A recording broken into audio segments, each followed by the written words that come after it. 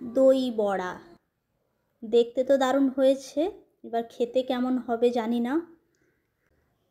নমস্কার বন্ধুরা, কেমন আছেন সবাই? কেরালাই সংসার আরও একটি ব্লগে আপনাদের স্বাগত জানাই। আপনাদের মধ্যে অনেকেই আমাকে কমেন্ট বক্সে লিখেছেন আমাদের বাঙালিদের কিছু কিছু খাবার শ্বশুর শাশুড়িকে টেস্ট করাতে। তো কালকে বানাবো দই বড়া। এখন বাজে রাত 10টা। বিউলির ডালগুলো জলের মধ্যে ভিজিয়ে রেখে দিলাম। এখন বাজে দুপুর 12টা। দই বড়া বানাতে তো অনেকটাই সময় লাগে, তাই আমি এখন থেকেই শুরু করছি। খাবো সেই বিকাল দিকে।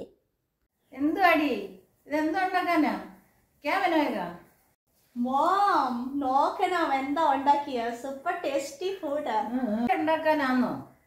ഉഴുന്നുവട ഉണ്ടാക്കിയാന്നല്ലോ. ഉഴുന്നുവട ഇല്ല, പിന്നെന്തോ എന്താ ഉണ്ട്?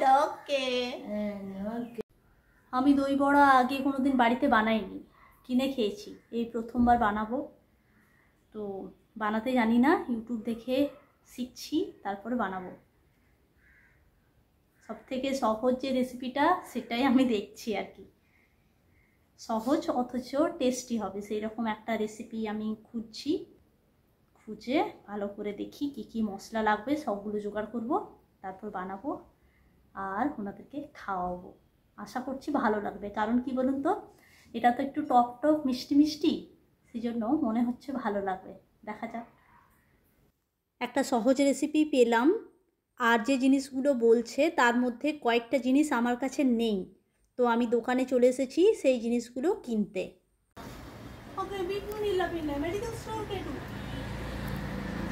আমি যখন দোকানে গিয়েছিলাম শাশুড়ি মাকে বলে গিয়েছিলাম ডালটা বেটে রাখতে, তো উনি বেটে রেখেছেন। এবার ভালো করে এটাকে ফেটাবো।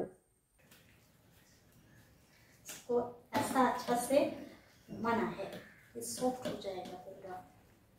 बाद में इसको बड़ा बनाएंगे।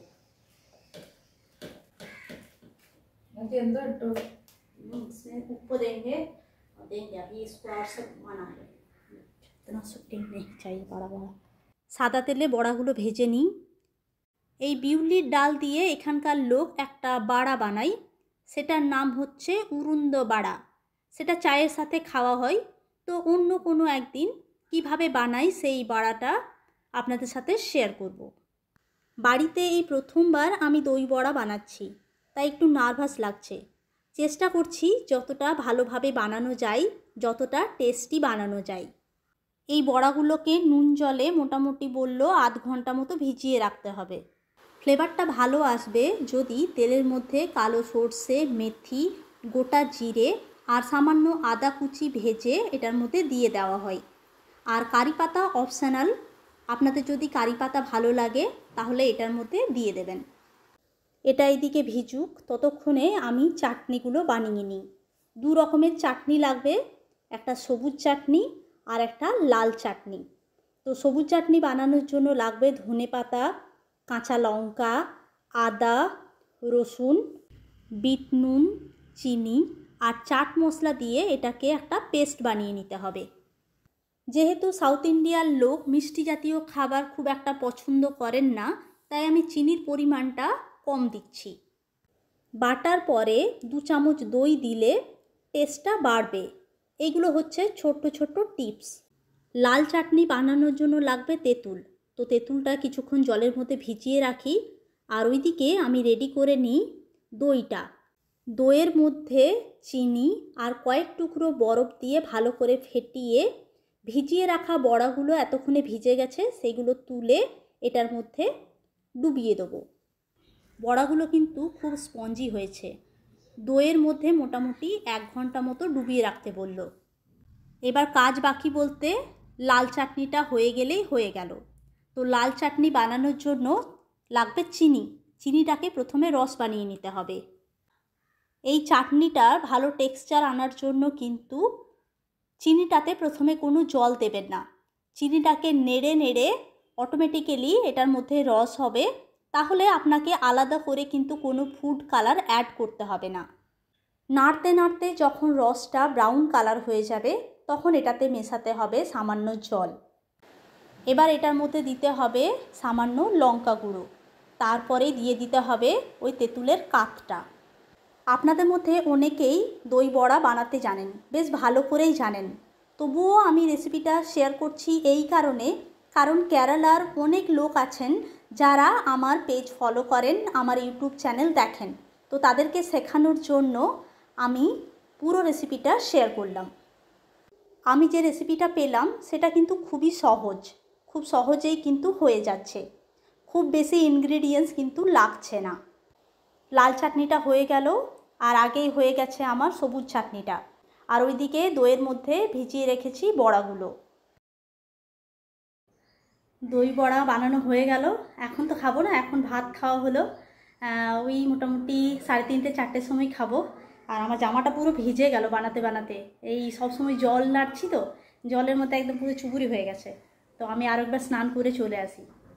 দেখতে তো বেশ ভালোই হয়েছে, নরম তুলতুলে বড়াগুলো হয়েছে, আর চাটনির কালারগুলোও খুব সুন্দর হয়েছে। এবার খেয়ে বোঝা যাবে কেমন হয়েছে। আমাদের পাশের বাড়ির 2টো বউ আছে, চলুন ওদেরকে প্রথমে দিয়ে আসি, ওরা খেয়ে কি বলছে সেটাও শুনে আসি, তারপরে শ্বশুর শাশুড়িকে দেব।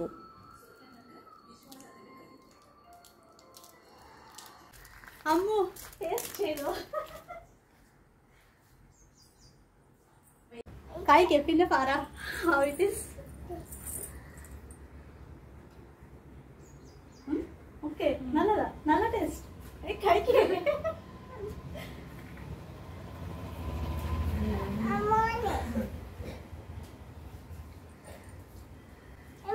फर्स्ट टाइम काय केलं first time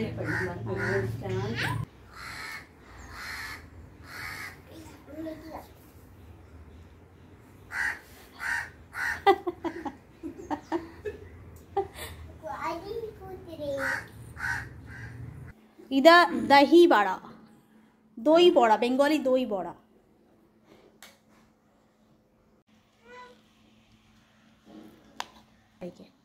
small piece undo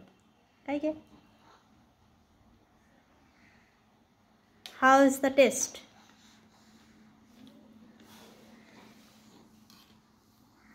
നല്ലതാണോ? നല്ല എന്താ ടേസ്റ്റ് ഉണ്ടോ? ഇത്തെ എരി എരിയുണ്ടോ? എരിയുണ്ടോ, പിന്നെ പുളിയുണ്ട്, പുളിയുണ്ടോ, മധുരമുണ്ട്, മീൻസ് നല്ലതാ. കഴിക്കേ.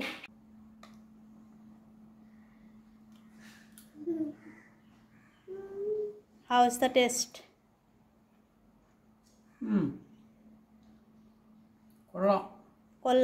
কোলা means ভালো, আচ্ছা নല്ലদা।